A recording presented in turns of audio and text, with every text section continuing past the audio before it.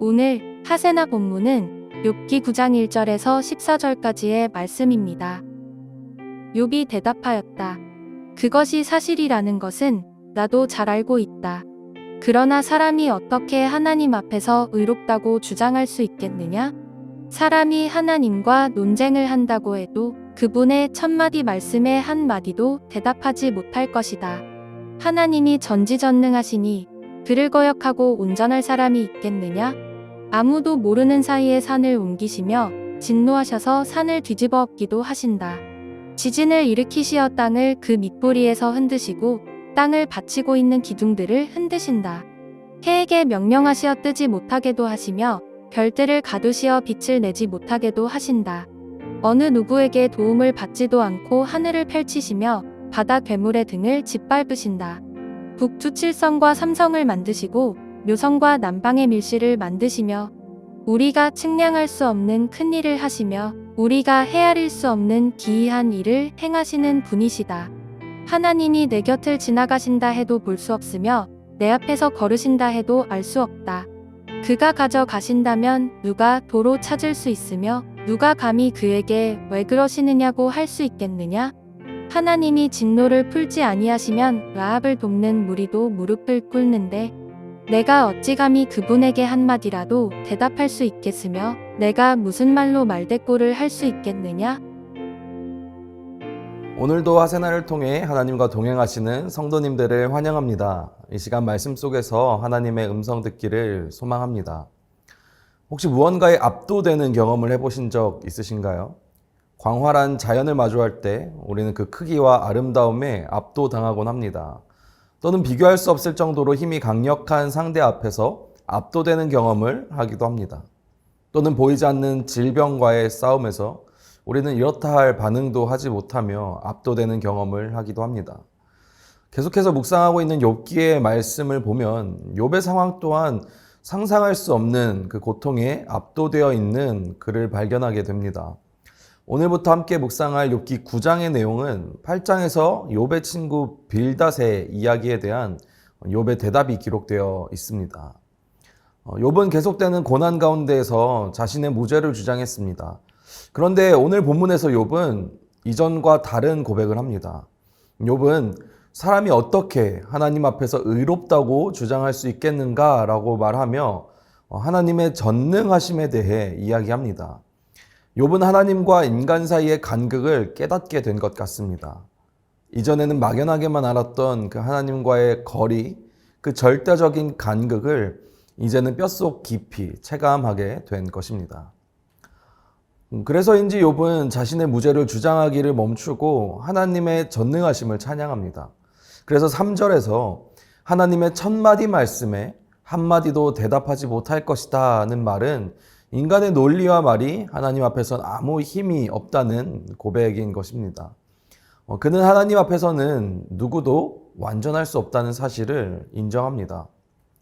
욥은 하나님과 논쟁하는 것은 불가능하다고 느꼈습니다. 하나님은 인간의 논리를 넘어선 전능자이시며 감히 우리가 대답조차 할 수 없는 분이십니다. 하나님 앞에서 나는 어떤 존재일까요? 이해되지 않는 상황 속에 우리가 하나님께 나아갈 때 전능하신 하나님 앞에서 내가 어떤 존재인지 먼저 생각해 보시기 바랍니다.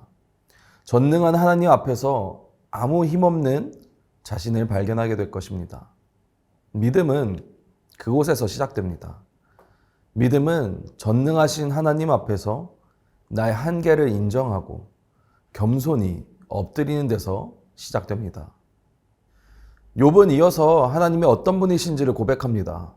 하나님은 산을 옮기고 땅을 진동시키는 분입니다.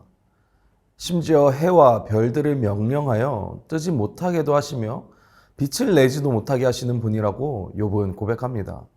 이 말씀들은 하나님이 우주와 질서의 주인이심을 고백하는, 인정하는 고백인 것입니다. 그리고 11절에서 욥은 이렇게 고백합니다. 하나님이 내 곁을 지나가신다 해도 볼 수 없으며 내 앞에서 걸으신다 해도 알 수 없다. 이 말은 하나님이 너무 크고 신비로워서 인간은 그분의 의도를 파악할 수도 없다는 절망이 담긴 고백입니다.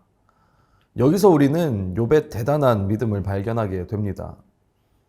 그 고통 속에서도 하나님이 계시다는 사실을 믿고 고백하는 욥의 모습에서 믿음이란 이해가 아니라 신뢰라는 것을 우리는 다시 확인하게 됩니다. 우리가 살아가는 세상의 주인도 하나님이십니다. 그러나 우리가 살아가는 세상을 보면 이해되지 않는 것들이 너무나 많습니다. 그래서 우리는 때론 하나님이 느껴지지 않고 하나님이 보이지 않는다고 말하기도 합니다. 그러나 설명되지 않는 상황에서도 우리는 욥의 고백과 같이 하나님을 신뢰하는 믿음을 가져야 합니다. 하나님은 언제나 우리 삶의 주인이십니다. 우리의 이해보다 앞서 그분을 신뢰하는 믿음을 가지시길 소망합니다. 마지막으로 욥은 하나님께서 하시는 일을 사람이 막을 수도 없고 따져 물을 수도 없다고 말합니다. 13절에 기록된 라합은 교만, 혼란과 같은 의미로 성경에서는 혼돈을 상징하는 괴물로 등장합니다. 따라서 라합을 돕는 무리는 혼돈과 교만의 세력에 동조하는 사람들을 말합니다. 즉 하나님의 질서와 통치에 대항하거나 반역하는 모든 자들, 또한 하나님 앞에 무기력한 존재라는 것을 말하는 것입니다. 14절에서 욥은 하나님께 따져 묻고 싶지만 그분 앞에서는 말할 힘조차 없는 연약한 존재라고 고백합니다. 이 고백은 단순한 체념이 아니라 하나님 앞에서 자신을 겸손히 내려놓는 마음입니다. 욥은 자신이 겪고 있는 이 상황에 대해 하나님께 화를 내기도 하고 항변도 하고 싶지만 결국 그는 하나님에게 한마디도 말하지 못한다고 고백합니다. 그렇습니다. 전능하신 하나님은 내가 따질 대상이 아니라 경외할 대상입니다. 우리가 하나님 앞에 겸손한 태도는 내가 옳음을 증명하려 하지 않고 하나님이 옳으심을 인정하는 것입니다. 믿음은 하나님을 인정하는 것이기 때문입니다. 사랑하는 성도님들, 우리는 하나님이 주인 되시는 믿음을 가지고 살아가는 사람들입니다. 우리도 욥의 고백을 기억하며 전능하신 하나님을 찬양하고 그 하나님을 신뢰하는 믿음의 고백을 하는 하루 되시기를 소망합니다. 하나님이 설명되지 않아도 여전히 선하시다는 믿음, 그것이 오늘 우리가 붙들어야 할 신앙입니다. 이해되지 않는 상황 속에서도 믿음을 가지고 선하신 하나님을 신뢰하는 삶을 살아가시기를 축복합니다. 오늘의 하시조는 집 주변 청소하기입니다. 집 주변을 청소하면서 특히 배수로 주변 청소를 통해서 침수 피해가 일어나지 않도록 노력하면 좋겠습니다. 오늘의 하시조 함께 하시죠.